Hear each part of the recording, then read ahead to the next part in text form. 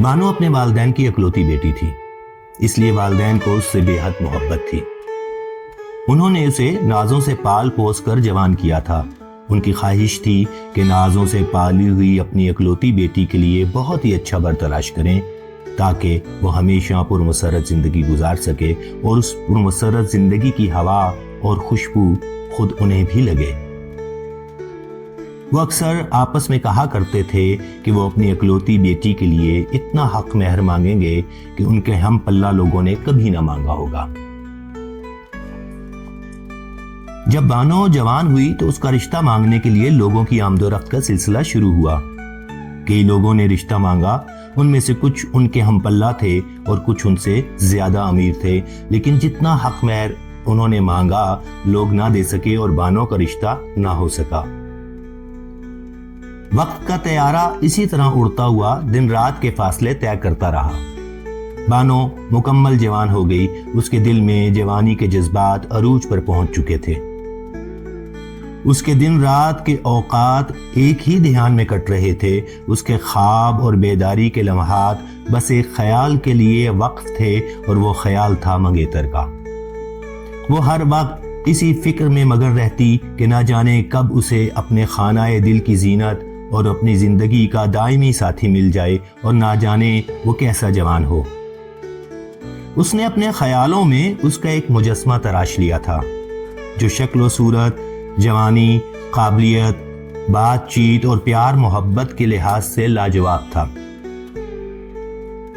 وہ اپنے خیالوں میں دن رات کے دوران میں نامعلوم کتنی بار اس کے ساتھ محفل جمایا کرتی، پل بھر میں پتہ نہیں کتنی بار اپنی منزل مقصود دیکھتی۔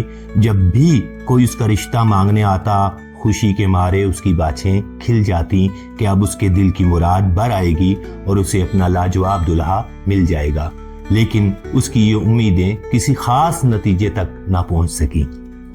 عمر کے ساتھ ساتھ اس کی بے چینیوں میں اضافہ ہوتا رہا اور من پسند دلہا کے انتظار میں بھی بتدریج شدت آتی گئی۔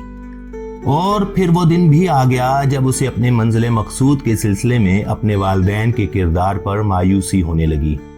اسے یوں محسوس ہوا کہ اس کے والدین اس کے لیے منگیتر کے بجائے ایک سوداگر کے متلاشی ہیں تاکہ اس کا سودا کریں، اسے بیچ ڈالیں۔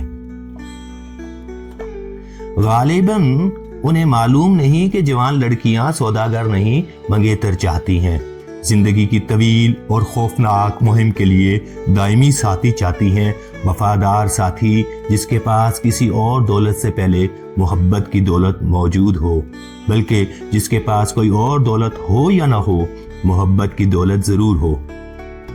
جب اسے اپنے والدین کے ارادوں کی غلطی کا یقین ہو گیا، اس کے دل میں ان کے لیے نفرت کے جذبات پیدا ہو گئے۔ اس کا مزاج سخت ہو گیا، ان کی معمولی سی بات پر وہ غصے میں آ جاتی، جس کام کو ان کا سمجھتی اسے دل سے نہ کرتی۔ ویسے یہ بات بھی درست تھی کہ اب اسے کسی بھی قسم کے کام سے لگاؤ نہیں رہا تھا۔ آخر اس کی جوانی بھی ڈھل گئی، اب اس کے پہلے جیسی اچھی شکل و صورت باقی نہ رہ گئی تھی، نہ نزاکت و تناسب۔ اس کے والدین کو فکر و تشویش نے آ گھیرا تھا، رشتے آنے ہی بند ہو گئے تھے۔ انہیں خدشہ تھا کہیں ان کی بیٹی گاؤں کے دو اور عورتوں شرف ناز اور مہان کے مانند کنوار پن کی حالت میں بوڑھی نہ ہو جائے اور عمر بھر شادی سے محروم نہ رہے۔ اسی دوران میں کسی کو نہ جانے کیسے خدا نے توفیق دی اور وہ رشتہ مانگنے آ گیا۔ والدین کا پرانا دم خم ٹوٹ چکا تھا، چنانچہ انہوں نے کسی تاخیر اور ہچکچاہٹ کے بغیر فوراً ہاں کر دی۔ شادی کے انتظامات شروع ہو گئے۔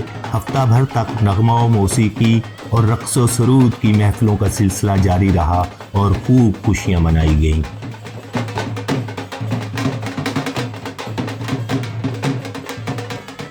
ایک ہفتے بعد بندوقوں کی گرددار گولیوں کے درمیان دلہا نے نہایت مسرت کے ساتھ دلہن کے گھر قدم رکھا اور سہاگ رات گزارنے کے بعد صبح سویرے ہی دلہن کو طلاق دے دی کیونکہ وہ حاملہ تھی۔